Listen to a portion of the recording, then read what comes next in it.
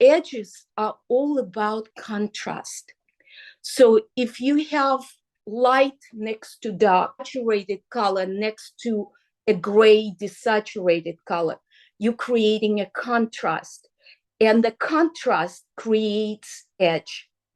So it's not only about learning edges, how to feather the edges or how to rough up the edges. The key is not only physically control your brush, but also be aware of what you're bringing to the canvas. And if your goal is to create a sharp edge, then you would pick the contrast. But if you want the edges to come together and soften, then you will reduce the contrast and will have to merge.